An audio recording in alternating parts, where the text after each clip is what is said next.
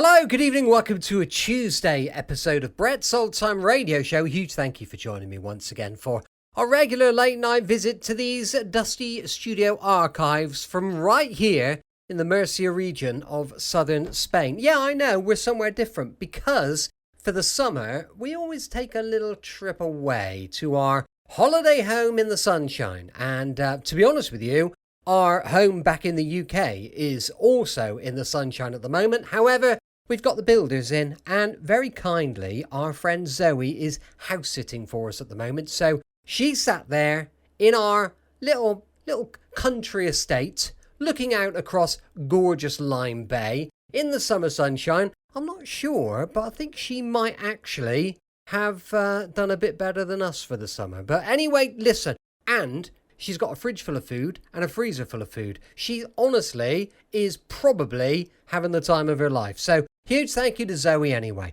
I'm Brett, I'm your host for our Nighttime Podcast. Whether you're listening as part of your evening wind down or you're just suffering with the heat from summer, well, listen, we could take your mind off it just for maybe half an hour or so with something a little bit special, a little bit of magic of old time radio. If you'd like to find out a little bit more about us, you could do that at dayslikethis.life with all the links to everything we do. I've been telling Vicky she needs to crack on and do some updates on the website because she usually is bang on it and she keeps everything up to date. But since we've been over here for the last week, it seems to have gone by the wayside. So I'm going to give her a little bit of a push. Feel free to email her and tell her to get things working. Right then, make yourself comfortable, settle in. Let's enjoy tonight's adventure with Sherlock Holmes and Dr. Watson. This one was first broadcast on the 22nd of October, 1945. It's called The Great Gandolfo. This episode from the life of Sherlock Holmes will be transmitted to our men and women overseas by shortwave and through the worldwide facilities of the Armed Forces Radio Service.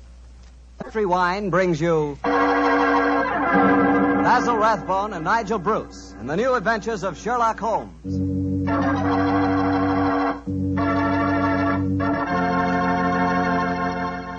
The Petri family, the family that took time to bring you good wine, invite you to listen to Dr. Watson tell us another exciting adventure he shared with his old friend, that master detective, Sherlock Holmes. And I'd like to tell you about something Dr. Watson shared with me the other night, some Petri California sherry. Did you ever have a glass of Petri sherry before dinner? Well, that's a swell time for it because Petri sherry is the best beginning a good meal ever had. What a wine. You don't have to serve it in fancy wine glasses either. Not Petri sherry. That wine would taste wonderful if you drank it out of a water glass. You can just taste those sun-ripened grapes. And incidentally, if you like your sherry dry, you know, not sweet, then just do what I do. Ask for Petri Pale Dry Sherry. It's a good idea to always have a bottle of Petri sherry in the house because it's just the thing to serve when company catches you unprepared. And believe me, you can serve that Petri sherry proudly because it's a fact that the name Petri is the proudest name in the history of American wines.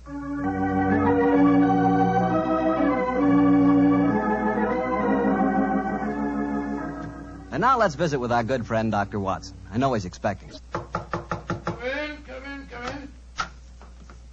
Good evening, Mr. Bartell. Evening, Doctor. Oh, you have the old black tin dispatch box out again, I see. Yes, my boy. I've just been refreshing my memory on one or two points in connection with tonight's story. Draw up a chair. Thanks. That's it. The tobacco's in the jar beside you. Thanks, Doctor. You know, I'm particularly excited about hearing your story tonight. Last week, you told us that Sherlock Holmes' brother, Mycroft Holmes, took part in the adventure. That's quite right, Mr. Bartell. I didn't even know Mr. Holmes had a brother.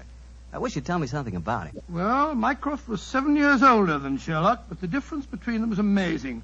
While Holmes was lean and consumed with a burning energy, his elder brother was fat and lazy. And yet Holmes has often told me that Mycroft was his superior in powers of observation and deduction. Well, now that you've thoroughly whetted my appetite, Doctor, how's about it? Very well, my boy. I suppose this story really began in Mycroft Holmes's room at the Foreign Office in London.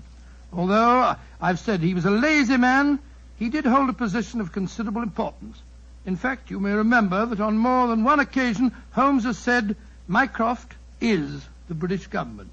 But to get back to my story. It's on a June morning in 1912, just before the First World War, that a young man in the Foreign Office named Guy Travers stood talking to Mycroft Holmes who sat sprawled in an armchair before him, his feet resting on another chair, his cupped hands cradling his ample stomach. Mr. Holmes? I say, Mr. Holmes, you haven't gone to sleep, have you, sir? No, Travers, I'm not asleep. I'm just waiting for you to get to the point. Well, sir, the point is that I'm on the track of the most elusive female spy. Dear me, how exhausting. She's dangerous, sir, very dangerous. She's not only a collector of information, but a sort of central clearinghouse of military secrets as well. You seem to be a little young, Travers, to be on such a case. I asked for the assignment, sir. Why? Female spies aren't as glamorous as they sound, you know. No one knows that better than I do, sir. You see, my brother got mixed up with this girl 2 years ago. He was cashiered from his regiment and committed suicide. I'm sorry, Travers. Tell me what you found out about her. You say you've been on her track? I've traced her to a number of seaside towns, but she keeps slipping through my fingers. Have you a list of the towns? Yes, sir. You are? No. You read them to me. Well, I first got on her track at Torquay. From there, I tried Weymouth, Bournemouth, Portsmouth, Bognor, Worthing, Hove, Brighton, and... I trust you drew the obvious conclusion. I think I did, sir. Several of those towns are naval bases. No. The list you've just read me is a recognized theatrical circuit. Oh, I never thought of that. The simplest way to track down your spy is to find whether she was appearing in either a play or variety act in all of the towns on the dates covered by your inquiries. Yes, Mr. Holmes, I'll do that at once, and I'll report back to you. Oh, very much. Close the door quietly, won't you? I'm confoundedly sleepy.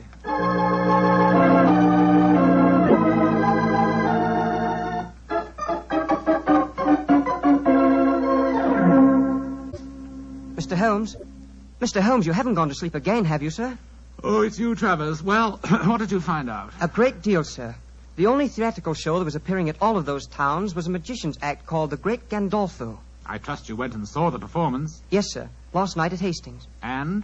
The magician's assistant was a girl who looked exactly like the one I saw my brother with 2 years ago. Did you go backstage and talk to her? Yes, sir. But it's a funny thing. For though she looked exactly like the other girl, I swear she isn't the same one. This girl seemed utterly charming and sincere when she told me she'd never heard of my brother. That's the danger of putting you young fellas on a case of this kind. A beautiful woman and a good actress can fool you 9 times out of 10. What's your next move, Travers? Well, sir, I was hoping perhaps you might come down with me and see the act. It's playing at Eastbourne tomorrow. It's not very far, sir. Stir my 20 stone. leave the comforts of my office and club to track a spy. No, my boy. However, your mention of Eastbourne gives me an idea. Yes, sir? My young brother Sherlock is living on a bee farm a few miles outside Eastbourne. He might help you. He's a great detective, isn't he, sir? I have never regarded him as one, though I will admit that for a man with such a shocking excess of physical energy, he possesses a relatively superior mind. Yes, go and ask Sherlock. Thank you, sir, I will. Tell him that if he can't solve the case, I'll do it for him, and without London.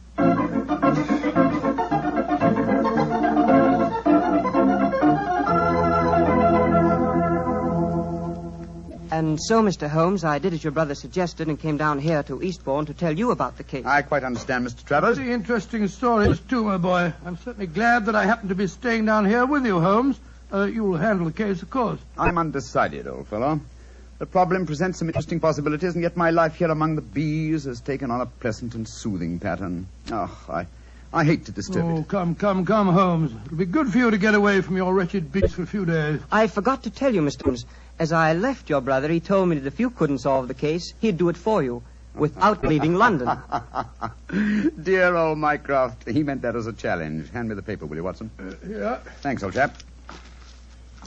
What are you looking for? The amusement guide. Here it is.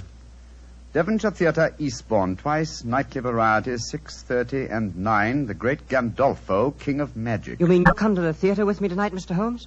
Certainly. I can't allow Mycroft's challenge to go unanswered, and I'm sure that Dr. Watson will accompany us when I tell him Miss Sissy Gitana is also appearing on the bill singing, an old favorite of his. There was I, waiting at the church, waiting at the church, waiting at the church. I found he'd left me in the lurch. Lord, how it did upset me. All at once he sent me round a note. Here's the very note. This is what he wrote. Can't get away to marry you today. My wife won't let me.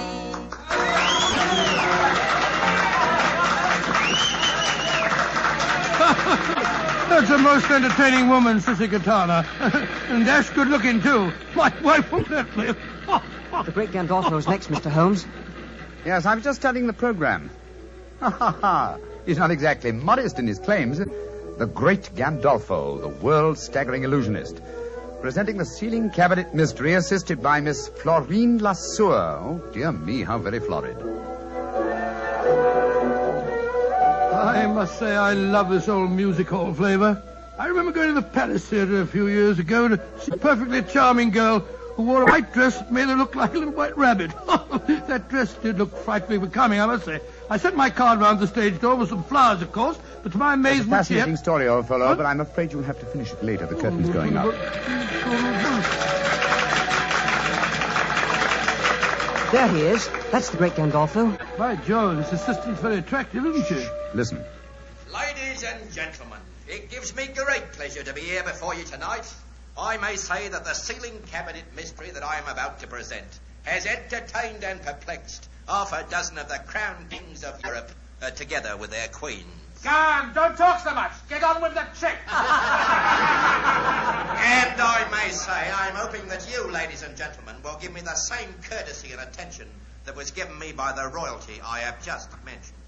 Now, before I present my illusion, I should like to ask for 2 volunteers from the audience who will come up here beside me on the stage so that I may be watched.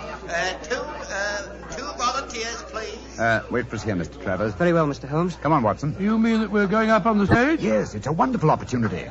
Do I see 2 gentlemen rising? Splendid. 2 gentlemen are coming up from the audience. 2 gentlemen that I have never seen before. Watch the step, please. That's it. Over the footlights and onto the stage. That's right. And now, sir, have you ever seen me before? Never. And you, sir? Don't be afraid to speak up, sir. No, I haven't. Miss Lasseur, please see that the gentlemen are seated. I thank you. Now, ladies and gentlemen, I want you to watch me closely. You will observe that there is a wooden cabinet on the stage. There is also another cabinet of the same shape and size hanging high above me, which you can all see. A glass of water, please, Miss Lasseur. Oh, go on. Put a sock in it. What did you say, sir? You heard. You ain't got claw for ears. We will dispense with the glass of water. Now, my assistant, Miss Florine Lasseur, will step into this cabinet on the stage. I want you 2 gentlemen to watch very closely. Miss Lasseur is now lying inside the cabinet, is she not? Yes, she is. Very well. I close the lid. So, I lock it with these bolts. And now, I ask one of you gentlemen to attach this padlock to the box. You, sir, will you oblige me? Very well. I thank you. And now, ladies and gentlemen, before your eyes you have seen Miss Lasseur enter a cabinet on this stage. A cabinet that has been bolted and padlocked. You can still see the duplicate cabinet hanging above me by an attachment of wires and pulleys. I now count a 1, a 2, a 3, and fire this revolver at the cabinet above me. Now, if you 2 gentlemen will kindly help me, we will lower the ceiling cabinet to the stage.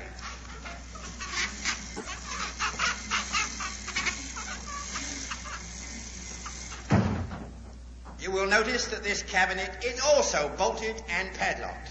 I will ask one of you 2 gentlemen to unbolt it. I thank you, sir. And to this gentleman I shall hand the key of the padlock. Kindly unlock it, sir. I thank you. And now, if you will both raise the lid of the cabinet. And here, ladies and gentlemen, is Miss Florine Lasseur. I thank you, ladies and gentlemen. I thank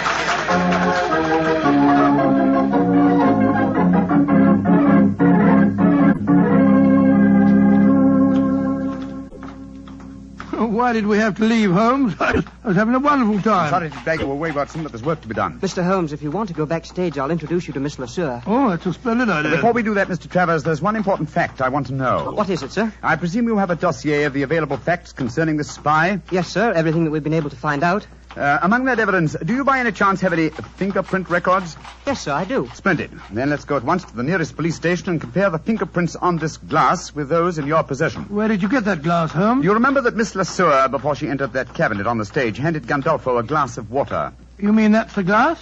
Why else should I be carrying a drinking glass with me, old chap? Very neat, Mr. Holmes, and right under the nose of a magician, too. Well, I'm not exactly inept at the practice of legerdemain myself, Mr. Travers. Come on, let's have a talk with that local fingerprint expert, shall we?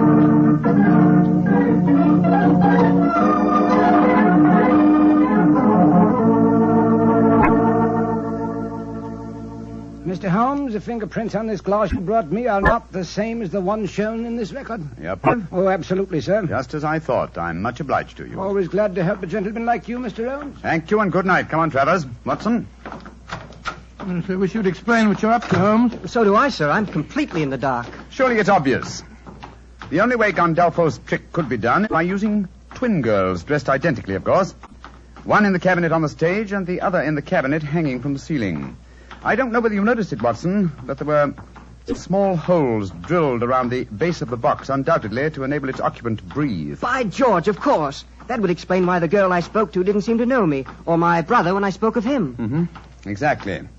And in any case, how better could a spy hide herself from a role where her employer, a magician, must, by the very nature of his trick, deny her existence? The question is, which girl is the spy? This fingerprint test has given us the answer. You mean it isn't the girl on the stage, the one who assisted Gandolfo? It certainly is not, old fellow. Your spy will be in the cabinet, suspended high above the stage of the Devonshire Theatre at 9 o'clock this evening. But this time we will watch the performance from the audience.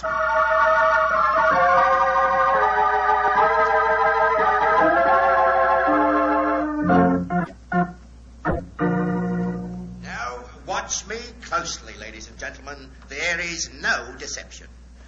1, 2, 3.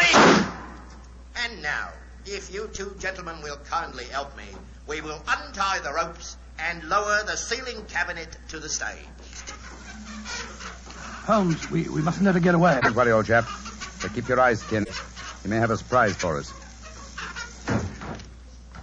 And I will now ask one of you two gentlemen to unbolt the cabinet. I thank you, sir.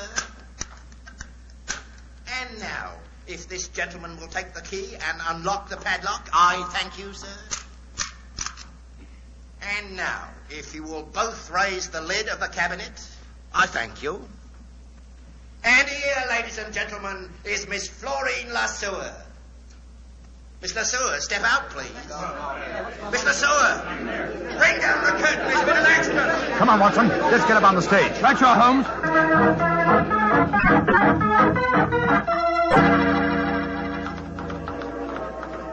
What happened, sir? It's Miss Lesueur. She's been injured. I'm a doctor. Let me look at her. I'm afraid she's beyond the help of doctors, Watson. Look at that bullet wound in her head. She's been murdered.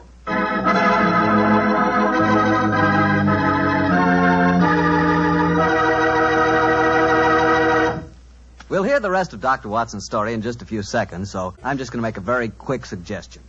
If you like good food, who doesn't, you'll find that good food always tastes better when accompanied by a good glass of Petri wine.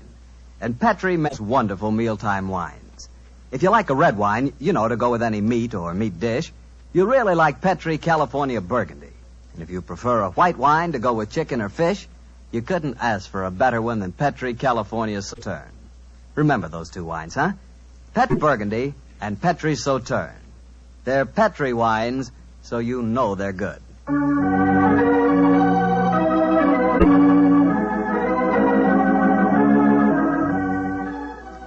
And now back to Dr. Watson and tonight's new Sherlock Holmes adventure, The Great Gandolfo. What happened next, Doctor? You just got to the part where you and Sherlock Holmes on the stage of a vaudeville theater were examining the dead body of one of the great Gandolfo's assistants. That's right, my boy. As you can imagine, the excitement was intense. The local police were soon at the theater, and the officer in charge, a certain Sergeant Buff, seemed to take a very great personal dislike to Sherlock Holmes. So, the great Sherlock Holmes comes out of retirement to teach our police force how to handle a case, doesn't he? Sergeant Buff, you're being ridiculous.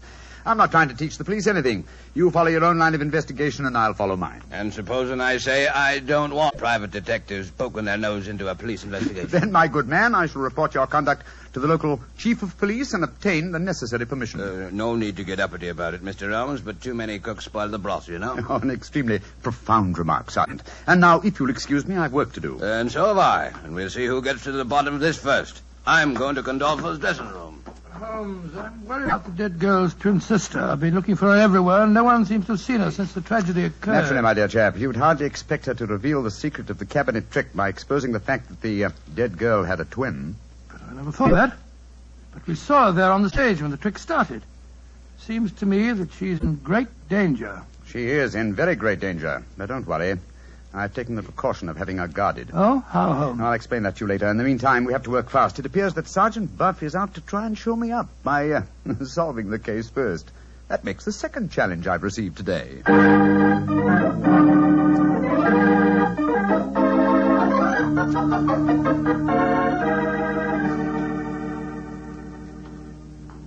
Well, Mr. Holmes, and how are you getting along? Splendidly, thanks. And you? I'm beaten. I don't mind admitting it. I thought at first the one man it couldn't be was Gandolfo because he was on the stage all the time.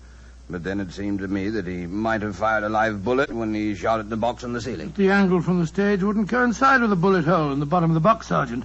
That shot must have been fired from the audience below. Mr. Holmes, you know who did it, don't you? Yes, Sergeant, I do. Well, I wish you'd tell me, Mr. Holmes. It should be obvious, Sergeant. Watson, you examined the corpse. Please tell the sergeant your findings. The girl was lying on her back in the box. There was a small hole in her forehead and a large one in the nape of her neck. Exactly. And since the point of entrance of a bullet is smaller than the point of exit, it proves that she must have been shot lying in the box from above. Once the box was in position over the audience, she could have been shot only from below. Therefore, the girl had already been killed when the box was hoisted to the ceiling. By Jove, yes. And only one person could have done that. Only two. How do you figure that out, Mr. Holmes? The dead girl's sister had the same opportunity as the great Gandolfo himself. Of course she had. Now I see why you were having her watched, Mr. Holmes. If you'll excuse me saying so, sir, I'm beginning to think it's a good thing you're on this case after all. Oh, that's very generous of you, Sergeant. And now, perhaps, if you'll do me the favor of keeping an eye on Mr. Gandolfo yourself. Of course I will, sir. Where are we going, Holmes? To the Jolly Fisherman Hotel to call on La Sueur. How do you know she's there? I just received a message from young Travers. He followed her on my instructions as she left the theater. Come on, old chap. There's no time to be lost.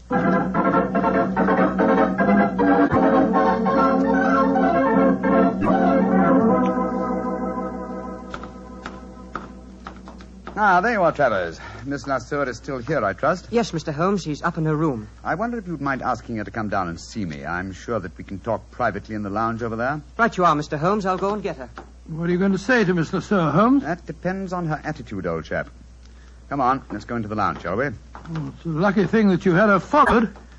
It was an obvious precaution, Watson. You see, I realized from the very nature of the cabinet trick that Miss La Sueur would have to leave the theater after escaping through the trapdoor below the cabinet that was on the stage, before her twin sister descended from the cabinet that was suspended from the ceiling. And she doesn't know that her sister's been murdered, huh? If she is innocent, she doesn't.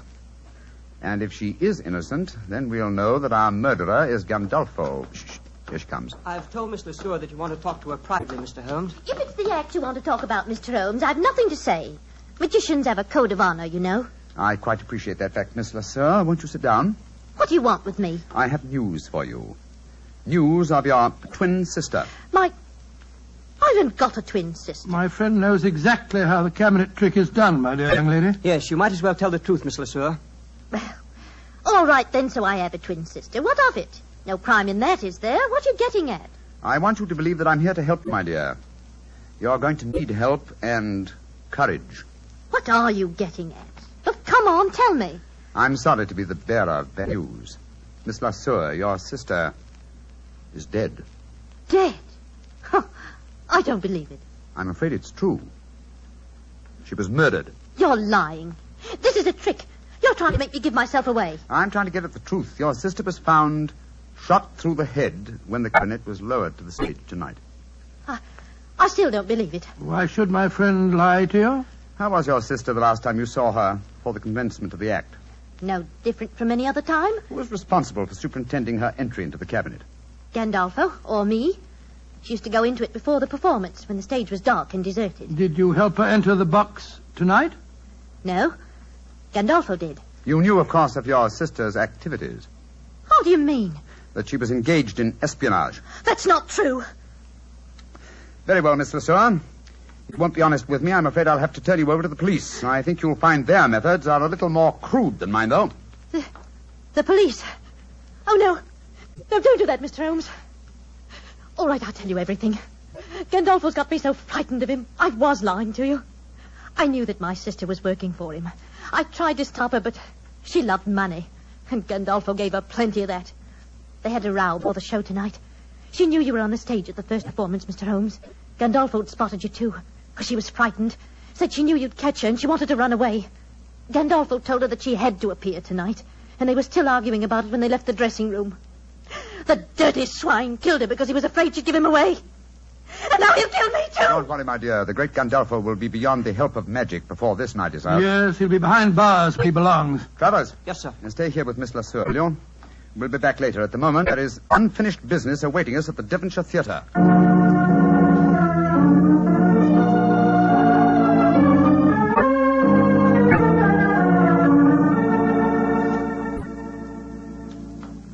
Well, Mr. Holmes, I can't tell you how grateful I am. Gandolfo's safely in prison, thanks to you, and now you tells me you don't want no credit in the case. Oh, my dear Sergeant. I'm really a bee farmer, you know. In any case, I want to restore your faith in private detectives. The next time you meet one, I'm sure you won't be so unfriendly, shall I say? I'm humble, sir. I'm very humble, and I thank you very kindly for all you've done. Oh, and by the way, Mr. Holmes, this telegram arrived for you at the theater while you were away, and here you are, sir. Oh, thank you, Sergeant Buck. No, sir, it's me that should be thanking you, sir. Who on earth knew that you were at the theater tonight? I will soon find out. Well, what does it say, Holmes? It's from my brother, Mycroft. Mycroft? What's he got to say? Oh, really, it's quite humiliating. After all, he said he hadn't, he wouldn't have to, and he never did leave his armchair in London. Listen to this. Have just checked on Gandolfo's repertoire of magic tricks. You will find spy in bar suspended from ceiling of theater. Elementary, eh, my dear Sherlock? Why, Joe Holmes, he really is amazing, isn't he? He is also a prophet, old chap. Prophet? How do you mean? Well, he indicates the handwriting on the wall. I'm past my prime. I'm too old for alert detection. It's back to me bee farm, old fellow. It's back to me bees.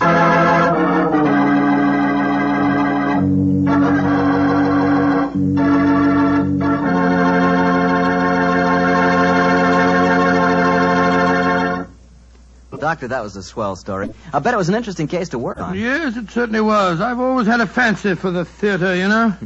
What you really mean, Doctor, is you always had an eye for a pretty girl. Mr. Bartell, you're a very blunt fellow. Why not? I must admit, I like to look at a pretty girl myself. You, Mr. Bartell? Why shouldn't I like to look at a pretty girl? Oh, go right ahead and look, my dear fellow. Go right ahead. You just sort of surprised me a bit, that's all. I never thought you gave a moment's consideration to anything but Petri wine. Now you're really pulling my leg.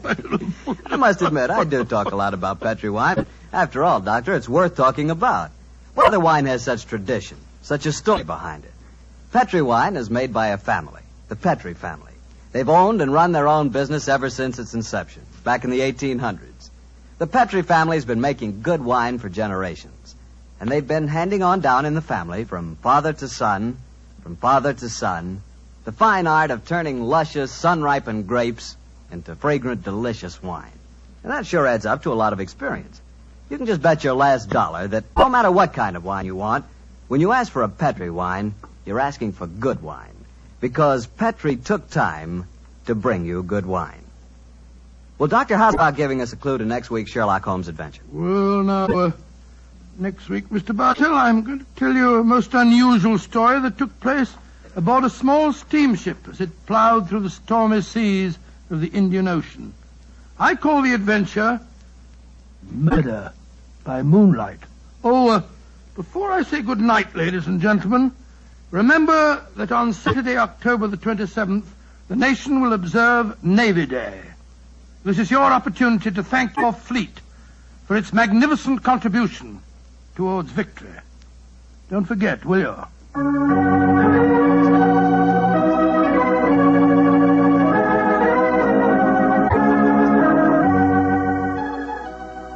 Tonight's Sherlock Holmes adventure is written by Dennis Green and Anthony Boucher and was suggested by an incident in the Sir Arthur Conan Doyle story, The Second Stain.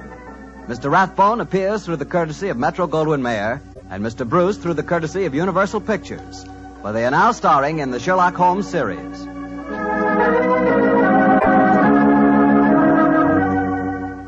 The Petri Wine Company of San Francisco, California, invites you to tune in again next week, same time, same station. This is Harry Bartell saying goodnight for the Petri family. Sherlock Holmes comes to you from our Hollywood studios. This is the Mutual Broadcasting System.